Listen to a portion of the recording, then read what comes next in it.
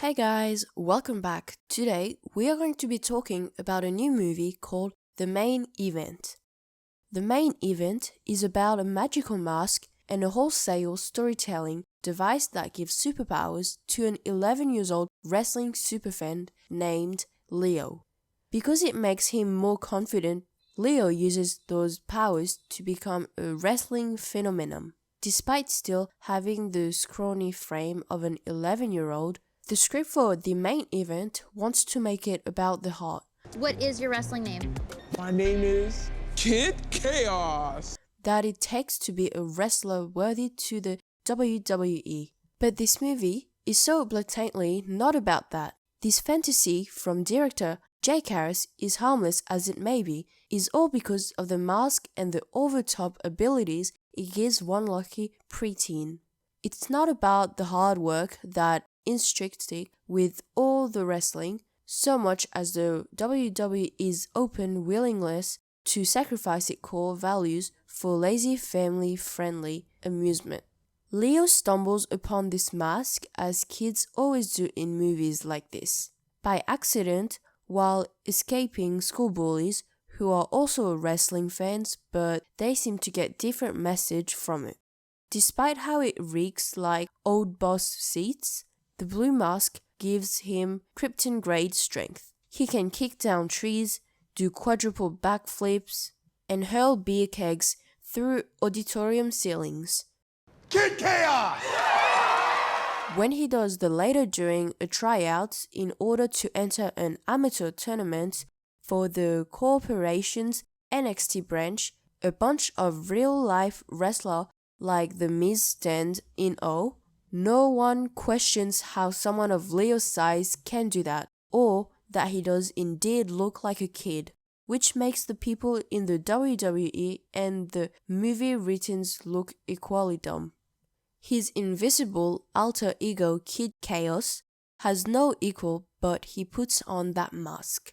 And such an overzealous plot component makes for tedious, repeatedly empty moments of watching Leo's physically impossible strength and speed against his adult opponents. Not even the sweaty wrestler who can fart for 25 seconds, Niko Bojojevic, has a chance against him. And that's all part of how the movie tries to make professional wrestling look like it's a PG-rated battle royal that sometimes plays out in slow motion, all without the threat of an 11-year-old getting hurt. Later on in the story, because the script is so amorphous about the mask's power, it even lets Leo do some crime fighting while out with his friends. Kid Chaos becomes a wrestling superstar and also a webless Spider-Man, while seeming like a cheap version of both. There's a lot more on Leo's mind outside the ring, and as busy as the script may be with his family and friends drama, it struggles to ring emotionally true despite some spirited supporting work. Tichina Arnold gets in a few giggles as Leo's grandma who wants to be social media influencer and lost after the wrestling Kofi Kingston. Adam Pally play Leo's sad and overworked dad who kept putting off an important conversation about how Leo's mom simply abandoned them. For good measure, the script even throws in a talent show that Leo agreed to perform in with his new friend and crush Erica, and bases a conflict on whether Leo can look past his time-consuming fame to honor that commitment. For a movie made to further sell the WWE as a family-friendly fantasy factory, it's not very flattering. For one, you think that they'd check IDs when it comes to who enters their tournaments, and the detail that literally anyone could weasel into the competition is a clumsiness that's never really explained. Even when one kid of Kid Chaos fan speculates that he's Kevin Hart, method actor, and instead of Leo's progress feeling triumphant, it becomes hard to even root for Kid Chaos when his ascension to the climactic cage match is made possible by Leo essentially cheating with the script's 4 writers giving up on how to legitimize him. By the time you get to Leo's final showdown with the towering, monosyllabic baddie Samson, the main event fully embraces the laziest shortcuts to glory. I know.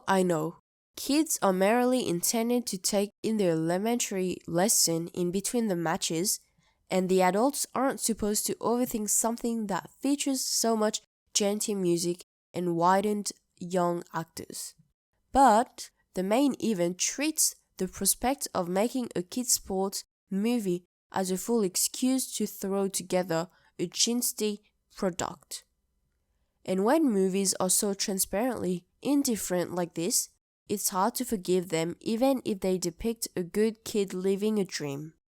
Even worse, it's a considerable step back from last year's WWE's story, Fighting with My Family, a much better movie that was inspired in filmmaking and story about risking the top, the main event. Pointlessly adds magic to the spectacle of wrestling and makes for a bland, wearing movie that should be a lot more fun and authentic. Okay guys, that was it for today's video. I hope you liked the summary of this movie and see you next time. Bye!